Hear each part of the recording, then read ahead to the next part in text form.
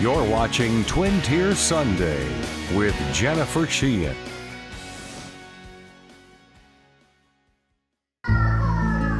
Who doesn't love maple syrup on a Sunday morning? And believe it or not, hundreds of thousands of gallons are made right here in the Southern Tier every year. Today, we're going to explore how it's made in the Arnot Forest. Let's do it.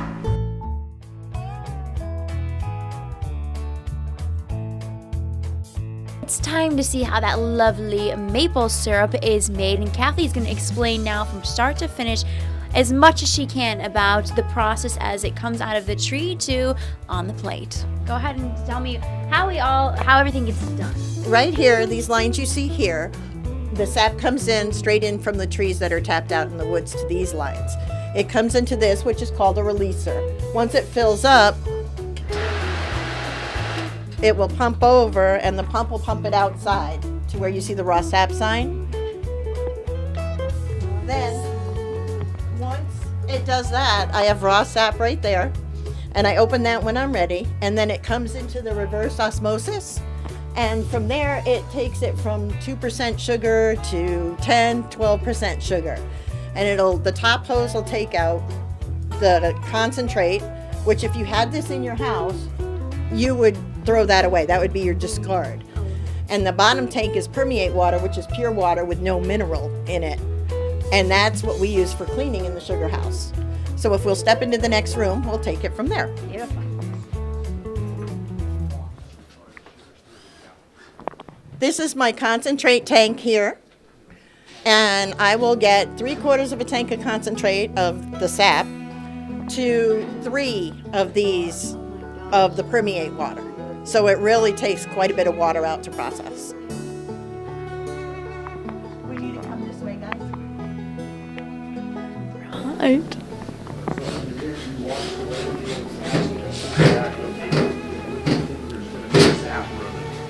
Oh my gosh, it's so cool.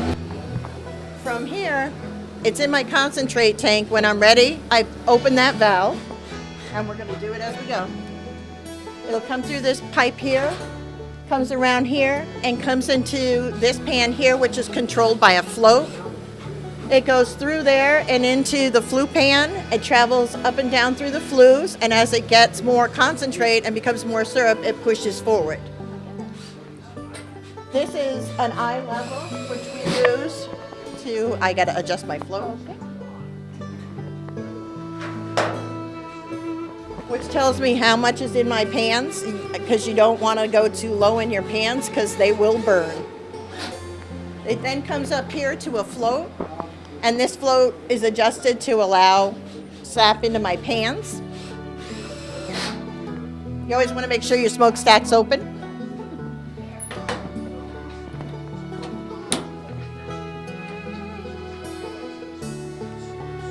I'm just checking to make sure this is on low fire. It is. And now my evaporator's on. The syrup, when it comes through this and goes into these pans, it'll go up through here, back down around through this here, and as it gets more concentrated and becomes more syrup, it'll go through these pans. And what I do is each day, could you step back, ma'am? Each day I figure out when I get to 66 bricks, which is the sugar content of the sap in order to be syrup. I keep testing it with a refractometer. Once I get there, whatever the temperature is, I set it, and then my automatic draw off right here will draw it off whenever it's ready. From there, once we get a draw off, it goes through the filter press, and this is what the filter papers look like after the syrup's gone through the press. This is a combination of filter aid and sugar sand. Sugar sand is a natural product of maple syrup, and it'll take it out of there, and that's what gives you clear syrup. It's also called niter. Wow. That'll go through the filter press, and it'll go up this hose and into the finishing pan. It's that when we get enough in here, it's taken to 180 degrees, and then it's put into a barrel and sealed until we're ready to can it. And I can show you that process. All right. Once we're ready to can the syrup, we bring the barrel, and the filter press will be over here. We fill the finishing pan. We take it back up to 180 degrees, put it through the filter press into the canner, and then we put the jugs under here, and these are fill-stop valves, and we fill the jugs, seal them, and deliver. Oh my gosh. And then we also make maple candy and maple cream. Look at it. Here it comes. This is one of the best batches we've ever made. So there you go. Yes, and that's it. Oh my god. It's so good. So how long does it take, without speeding through, how long does it regularly take just from start, where we started, to this very end product? Takes a couple hours to first get going, but once I get going, it just draws off every few minutes. Oh my goodness. I haven't been running it full-fledged today because I'm not down here to make sure my pans don't burn. So when does this whole entire season start? Pretzel. It can begin anytime we tapped the last week of January. It can start anytime depending on the weather. You need 40-degree days and freezing nights continuously. The worry this year is that it's starting so late because it's so cold that we want to stay at 40 degrees during the day. If it gets too warm and hits like 60 degrees, the trees start budding out, we're finished. So when do you typically end that process then? For here, the middle of April. Oh my goodness. So it's almost done. It's a very, very quick season. Very. There's a lot of work involved getting to the beginning of the season. You have to go repair all your lines, run new lines, fix whatever needs to be fixed, add stuff in, repair any equipment, get all your pumps and everything up and running, and then tap 2,500 trees just to begin the process that you do in here in the sugar house. How many people does it take to run this on a daily basis during the season? Here we brought 3 people in. They bring in extra people to tap. There's 5 here. On any given day then. So after this is all done here, where does all of this syrup go? We can it here to order. You can either buy it here or you can buy it from Cornell Orchards, or we also supply the restaurants. Several restaurants in the area buy it. They cook with it, makes incredible sauces. We also sell out of Cornell Dairy Bar. And I guess the big question is, how much do you make in one season, on any given season, an average? I average about 550 gallons. I've made up to 900 gallons. I've made as low as 200 gallons. It just depends on the season. How much do you think one tree can make? We hope to get at least a quart a tap. Sometimes you hope to get a half gallon per tap, but it just depends on the season. You definitely need a lot of trees to make this wonderful syrup. Yeah, it runs anywhere from 40 to 1 to 56 to 1, depending on the sugar content of the sap. When it comes out of the tree, how much it takes to make 1 gallon of syrup. All right, beautiful. Thank you so much. You're very welcome.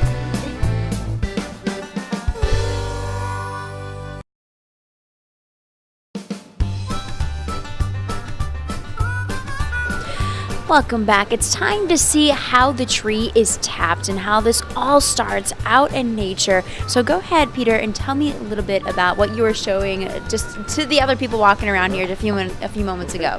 Well, this is an example of, we call it a tree cookie. It's a cross section of a tree that was removed from the forest where we tap the maple trees to collect the sap.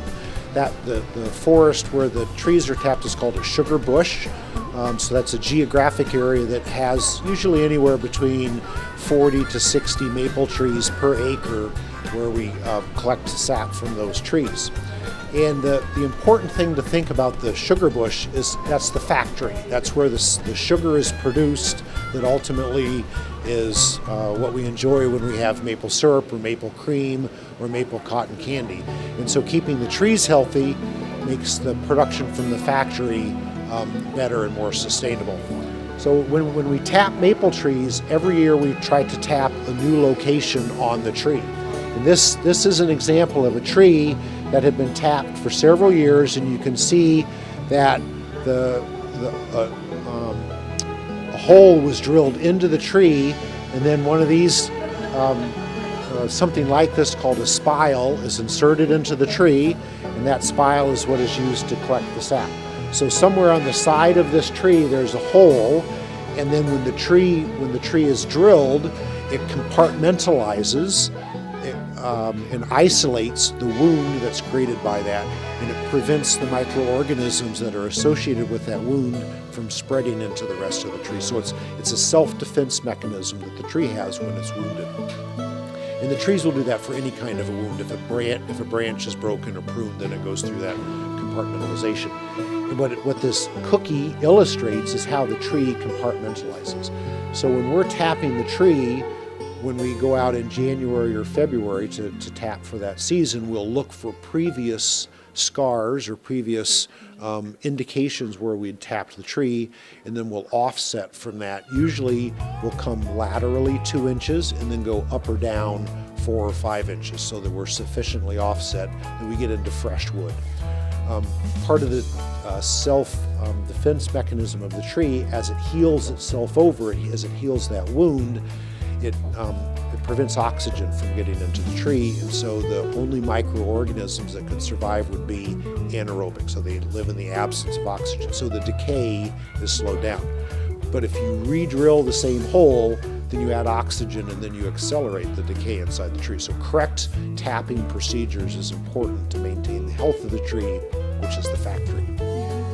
Cool. So after you have inserted this now, how at that point does it come into this building here and get processed? Because when you notice, if you've ever driven up to the Arnot forest, there's these blue lines running across all of the forest here.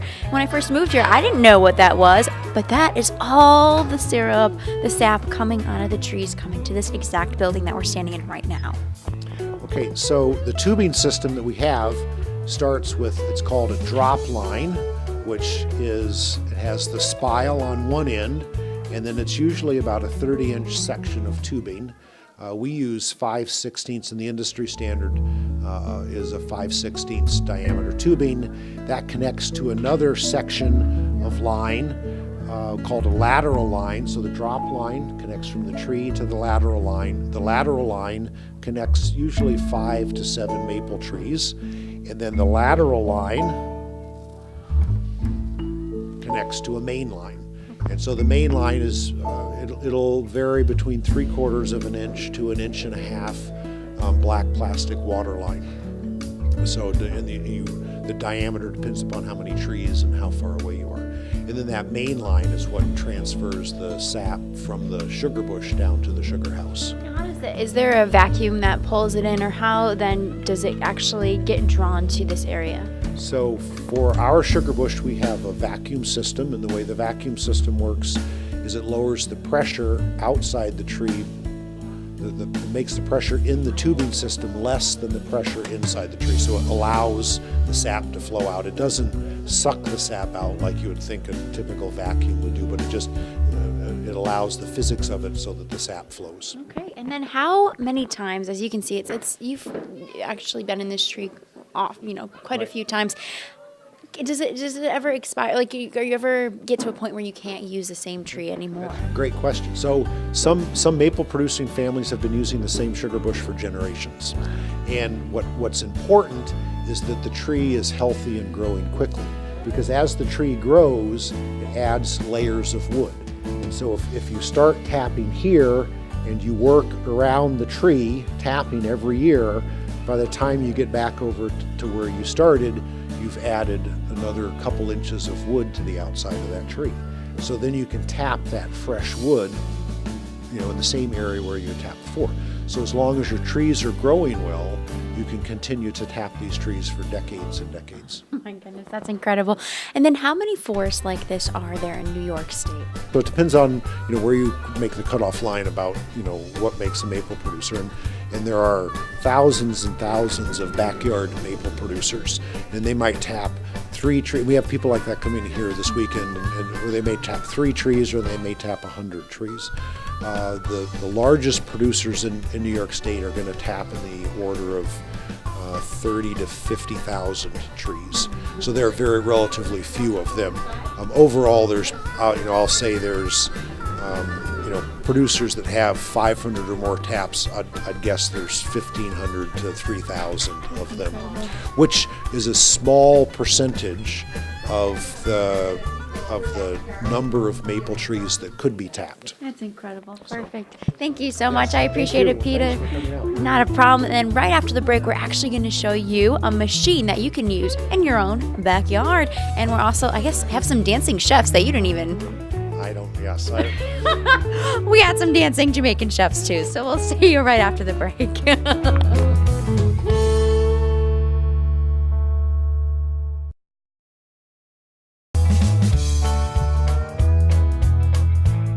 Welcome back. So now that you know how this whole entire process works, you can do it in your own backyard. Is it as simple as that, right? It is. All right. Go ahead and explain what this is and how people can get a hold of you so they can make their own maple syrup. Okay. Basically what this is we call it a 2x3 hobby evaporator. This is meant for the backyarder or the hobbyist, again. Very simple to run. It's as simple as tapping your trees, your maple trees in your home, filling up this pan with your raw sap, and just letting it trickle through, and as you're boiling, it's just going to run through these different flues here, and as it travels through these flues, it's going to get sweeter and sweeter until we get to the draw-off portion over here, and eventually it's going to become maple syrup. So I guess, does this run off of electricity, or how does this whole entire contraption work? This is completely wood-fired. That's pretty common for the small, the backyarder and the hobbyist, because firewood is readily available, and it's probably the cheapest fuel source. Wonderful. How many maple trees does someone need in their backyard, for them to even, have the drive to be able to buy something like this? Something like this requires about 15 to 20 trees. That's probably the low end. This particular unit's good to about 50 trees maximum. We make other sizes that go up to several hundred trees, but this being the smallest one, is we rate basically 15 to 50 taps. So they're based out of East Syracuse, which isn't too far. How many, do you sell a year? How many families do you see that reach out to you and want this for their own backyard? We sell several dozen of these a year, and we're all across the maple world, I guess you could say, 13 states. We do have a lot of customers come from New York. We do some business in Vermont, and but I gotta say, probably most of my customers are New York based. It's been a growing industry in New York. Wonderful. And if I wanted to go grab one of these from you, what is the average cost then for someone looking to invest in one of these products? A small unit like this retails at about $1,150, about $1,150. You're looking at basically maybe a $1,300 investment completely to get everything up and going. But this is stuff that'll last for decades, literally, if you take care of it. So. And maple syrup, as you have just learned, is very expensive. So if you've got the resources to do it in your backyard, why not do it on your own, right? Absolutely. Yep. It's a great way to get out of the house late winter, early spring, and just enjoy the aromas of Mother Nature, I guess. There you go. And then what got you into this business in the first place? Actually, a friend of mine was making maple syrup on a small scale, very similar to this. And I had no idea what maple syrup was all about. And he had stopped by one day, and he said, "Geez, you got these beautiful maple trees in your backyard.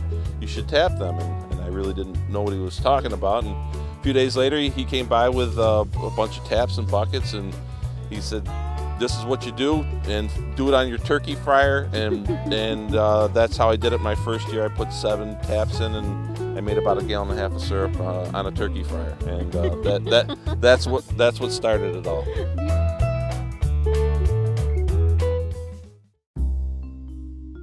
So unfortunately, we missed the dancing Jamaican chefs. They've left for the day.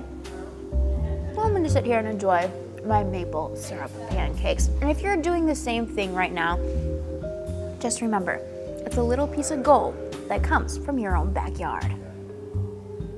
Bon appetit.